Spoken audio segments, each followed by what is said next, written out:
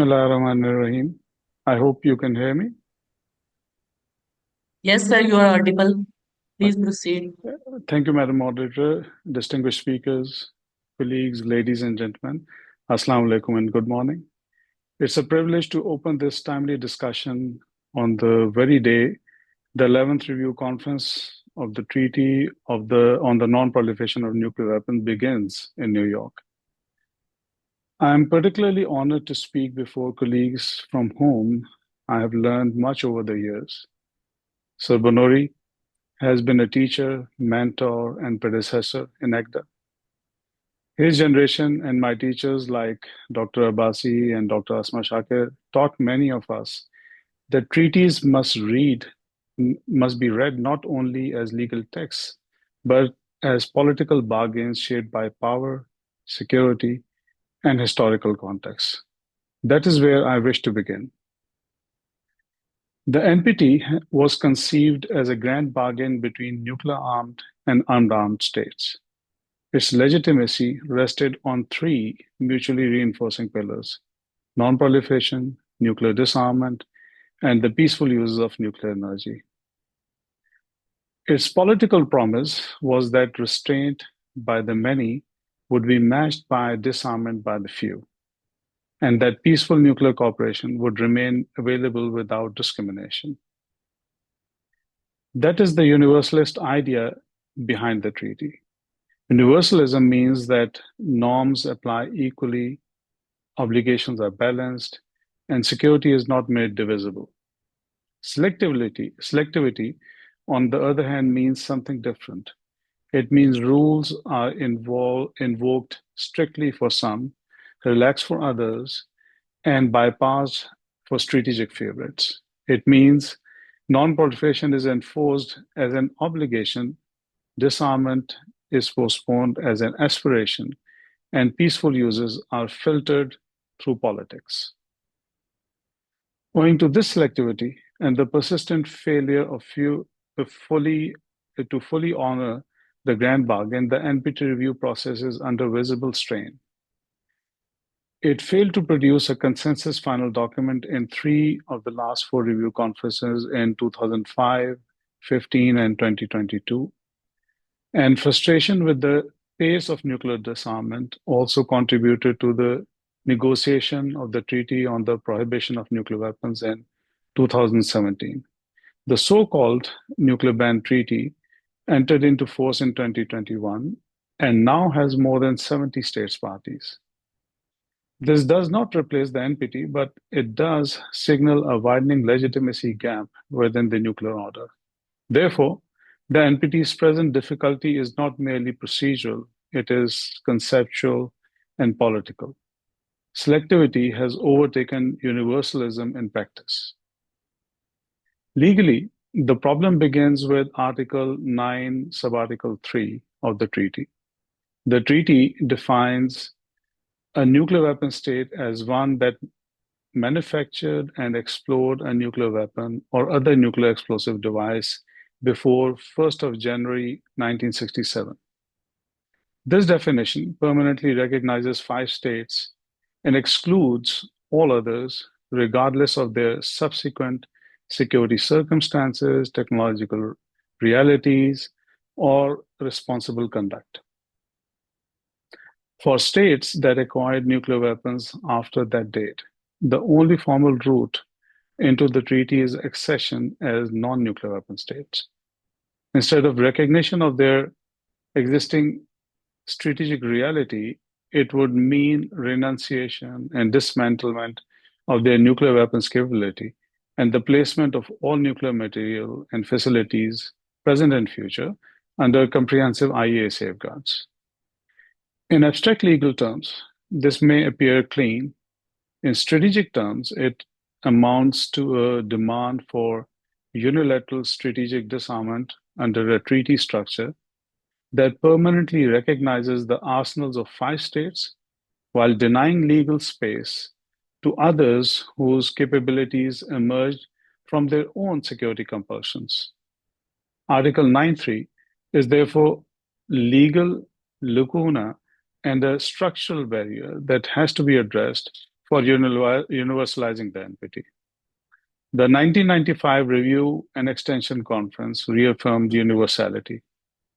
The 2000 and 2010 outcome documents repeated calls for Pakistan to accede to the treaty as a non-nuclear weapon state. But such formulations avoid the central difficulty.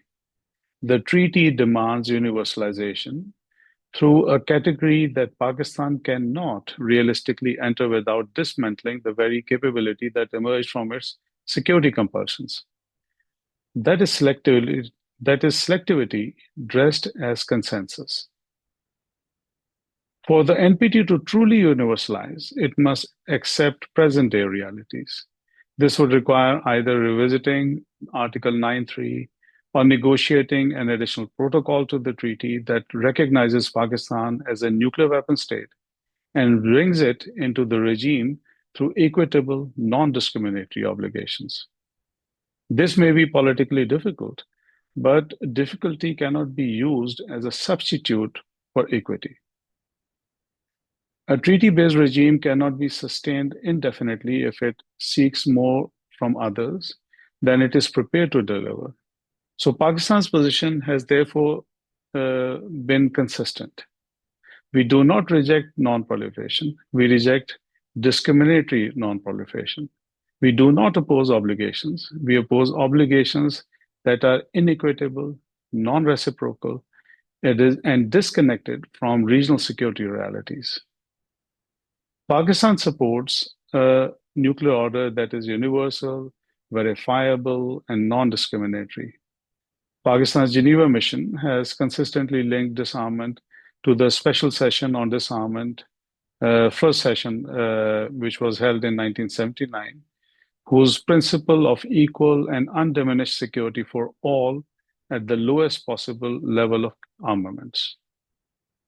The same principle informs Pakistan's position on negative security assurances. Pakistan has advocated legally binding assurances for decades. In 1979, Pakistan tabled a draft international convention to assure non-nuclear weapon states against the use or threat of use of nuclear weapons. Since 1990, Pakistan has annually labeled a UN General Assembly resolution on this subject adopted without a negative vote. This history matters because it shows that Pakistan's approach is constructive, not obstructionist. It is rooted in the logic that security assurances, disarmament, and non-proliferation must reinforce one another. As Pakistan argued in its 2023 working paper on negative security assurances, until nuclear weapons are eliminated, a legal instrument on negative security assurances remains an urgent and logical step to reduce nuclear risks and promote international security. Selectivity is also visible in fissile material negotiations. Pakistan has opposed a narrow cut-off treaty that ignores existing stocks. Such a treaty would freeze existing asymmetries and convert historical advantage into permanent legal privilege. Pakistan has instead proposed a fissile material treaty that addresses existing stocks and regional imbalances in a verifiable and non-discriminatory manner. Pakistan's Geneva mission states clearly that an fissile material cut-off treaty without stocks would be a partial non-proliferation instrument, whereas fissile material treaty, or FMT, would address global and regional asymmetries in fissile material stocks. The same pattern appears in peaceful uses and export controls. Article 4 of the NPT promises access to peaceful nuclear technology. Yet in practice, access has been mediated by strategic alignments rather than objective criteria. The India-specific waiver in the nuclear suppliers group remains the clearest example. It did not strengthen universalism. The waiver weakened it by showing that rules can be adjusted for some while remaining rigid for others. Pakistan doesn't say that peaceful nuclear cooperation should be unconstrained. We profess that constraints should be objective, criteria-based, and non-discriminatory. A regime that grants exceptions on strategic grounds cannot credibly lecture others on rules, nor can the NPT review process ignore the security realities of states outside the treaty. The review conference will again focus primarily on the concerns of the states parties, that is understandable institutionally but insufficient strategically. The nuclear order cannot be stabilized by speaking only to the insiders while treating outsiders as legal anomalies. Nuclearists do not respect treaty membership categories. Pakistan has demonstrated responsible nuclear stewardship outside the NPT. Pakistan maintains effective command and control. All civilian nuclear facilities under IAEA safeguards. Our robust export control system is in place, and the policy of restraint exists. Pakistan has repeatedly supported non-discriminatory arms control measures, legally binding negative security assurances, prevention of arms race in the outer space, and balanced work in the Conference on Disarmament. And Pakistan's Geneva-based mission also notes its openness to legally binding instruments on contemporary issues, including cyber weapons, destabilizing weapon systems, lethal autonomous weapon systems, and military applications of AI and autonomy. Therefore, rather than merely seeking a consensus outcome document, the real issue that the 11th Review Conference must address is much deeper: whether the regime can recover its moral and political balance. If non-proliferation is treated as a binding law, disarmament cannot remain a deferred promise. We must create an environment for nuclear disarmament. If peaceful uses are called an inalienable right, access cannot be politicized. If universality is invoked as a principle, it cannot mean universal obligations for some and selective privileges for the others. So Pakistan's message on the opening day of this review conference should be very clear. The credibility of the NPT regime will not be restored by procedural language alone.